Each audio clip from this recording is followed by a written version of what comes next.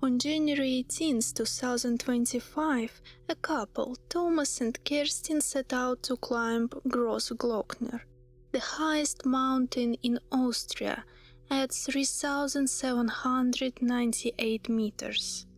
The next day, the man came back alone. But where was Kerstin?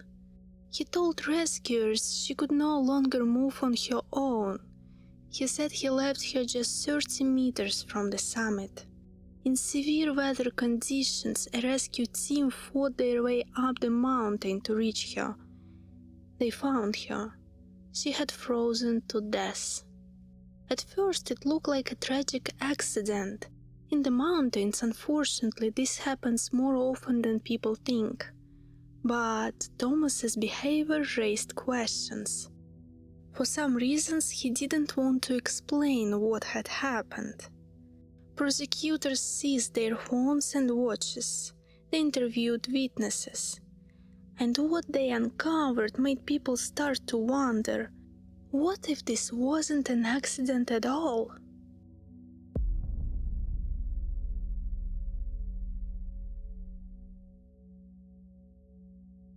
Hi everyone, I'm really glad to see you on my channel. Here we break down lesser-known true crime cases.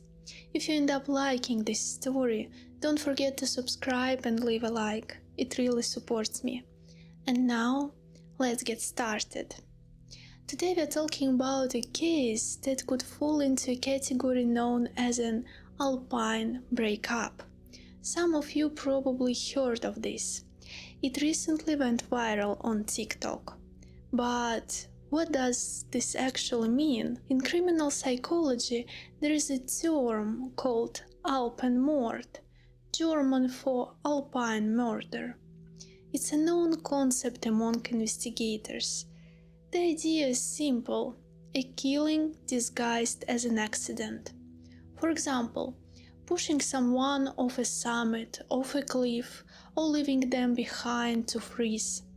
In many of these cases, it's extremely difficult to prove whether it was murder or just a tragic accident. History has seen many situations where climbers abandoned weakened partners during an ascent, and often there were no legal consequences.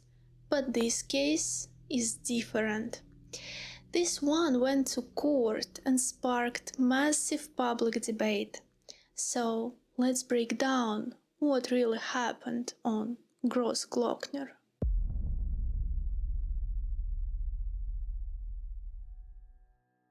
On January 18, 2025, Thomas Plumberger and his girlfriend Kerstin Gürtner attempted a technically demanding ascent of Grossglockner. 32-year-old Kerstin had never climbed at that altitude before and had no experience with routes of this difficulty. She was clearly less experienced than Thomas. Most likely she trusted him, and he in turn believed her level was sufficient. At 6:45 a.m. they began their ascent. Later, prosecutors argued that this was about 2 hours too late.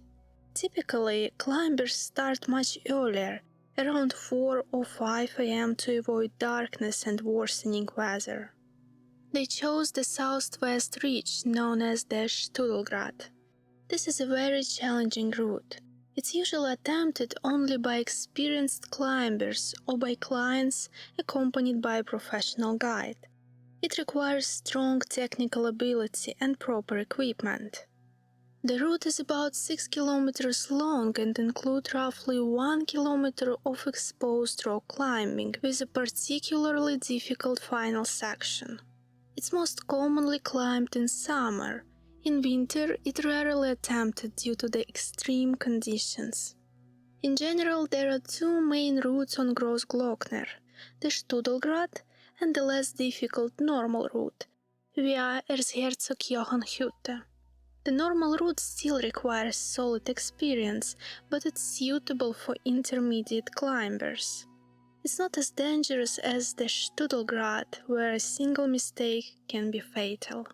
But as we know, Thomas and Kerstin chose the Studelgrad. For the descent, they planned to cross over Grossglockner and go down the normal route, passing the Erzherzog Johann hut. If the climb took too long, they could spend the night there.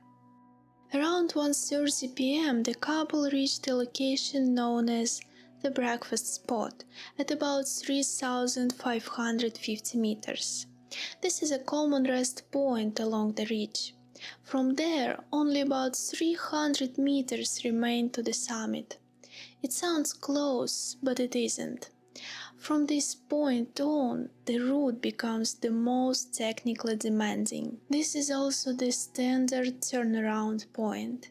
Climbers stop here to assess their condition, the weather, snow quality, and decide whether to continue or turn back. Beyond this point, especially on exposed rock sections, turning around becomes much more difficult. On the day of the climb, the weather was sunny in the morning, but by midday the wind picked up and temperatures began to drop. That meant conditions could get significantly worse later. Thomas and Kerstin ignored this.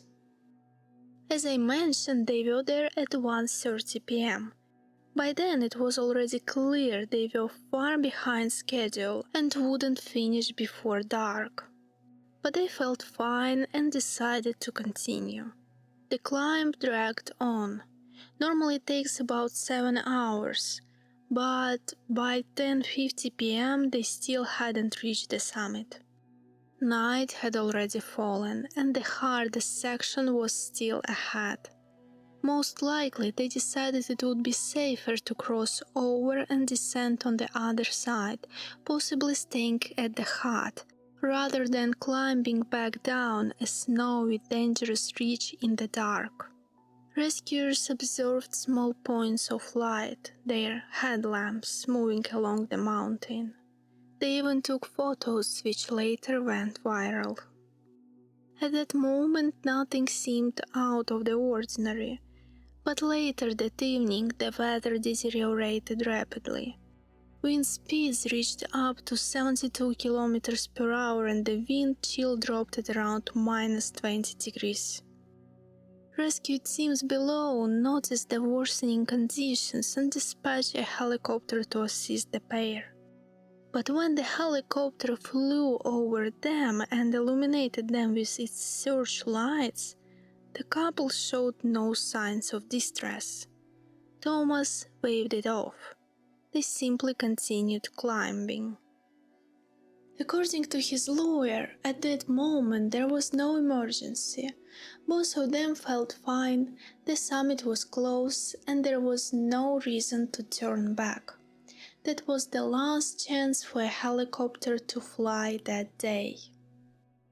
The weather got much worse. According to the defense, shortly after the helicopter left, Kerstin's condition suddenly deteriorated. She began showing signs of severe exhaustion. Her condition worsened rapidly. Plumberger later said it happened suddenly and that it could not have been predicted. The prosecution pointed out that rescuers tried to call Thomas multiple times after the helicopter left, but he didn't answer, even though his phone had a signal and was receiving those calls. The first time rescuers heard from him was at 12:35 a.m. His speech was slurred and barely understandable. Then Thomas did something strange. He put his phone on silent and put it in his pocket. Thomas later said he believed rescuers were already on their way. To avoid freezing, they decided to keep moving slowly toward the summit. But just 30 meters from the top, Kerstin completely lost her strength. She lay down in the snow. Thomas sat next to her. They stayed like this for about an hour and a half. According to him, they were waiting for a rescue helicopter, But soon it became clear no one was coming. The wind was too strong. Then, according to Plumberger, they made a joint decision. He said they agreed it would be better if he went alone to a mountain hut to get help. That night, two climbers were staying at the Erzherzog Johann Hütte. Thomas was supposed to reach the hut, ask them for help, and then all of them would return together to assist Kirstine and bring her to safety. But as you can imagine, there is no way to verify whether this was a truly joint decision or if Thomas simply chose to leave her on the mountain, because we only have his version of events. And there is a major inconsistency in his story. For an hour and a half they were waiting for rescue, freezing, clearly in need of help. All the time his phone was in his pocket. It was working, there was signal. More than that, rescuers were actively calling him, but for some reason he didn't answer. He put the phone on silent and ignored the calls. Kirstine was already in very poor condition, and even when he left her, he didn't try to call rescue services, even though he had the ability to. He left her at around 2 a.m. At approximately 3:30 a.m. he reached the Erzherzog Johann hut. But he did not go back to help her. Instead, he made his first clear call to rescue services and told them he had left an exhausted woman on the mountain overnight in hurricane force winds and temperatures around -20. Only then did rescuers fully understand the situation. By that point, the storm was so severe that a helicopter rescue was no longer possible. The weather made flying impossible. So, rescuers set out on foot. At night, in storm, along a very difficult route. They reached her around 10 a.m., but it was too late. Kirstine was laying in the snow, alone. She didn't even have an emergency blanket on her. She had frozen to death. Prosecutors seized the climbers' phones and sport watches, interviewed witnesses, and analyzed photos and videos from the incident. The court had to determine, was this intentional murder or a tragedy caused by gross negligence. If convicted of gross negligence causing death, he faced up to 3 years in prison. A comparable example would be if someone distracted by their phone, running a red light and killing a pedestrian. This is also considered gross negligence homicide.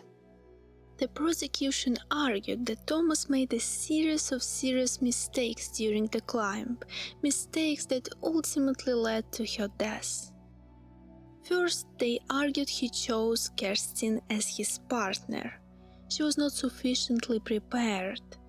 She had never done high-altitude climbs of this length or difficulty, especially not in winter conditions.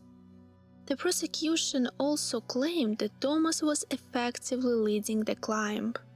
The defense insisted they were equal partners with similar experience.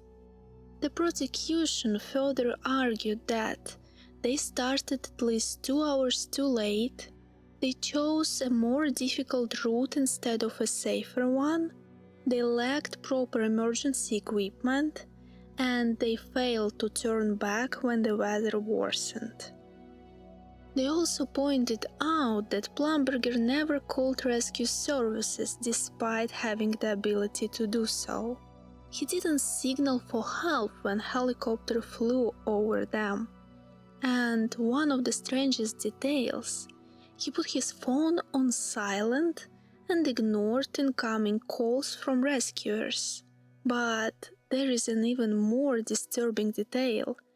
When he left her at 2 a.m., he didn't even try to move her to a more sheltered spot, even though such places existed nearby. He made no attempt to protect her from the wind or reduce heat loss. He didn't wrap her in a sleeping bag. Those could have helped her survive the night, but he made no attempt to warm her. Can you even imagine that?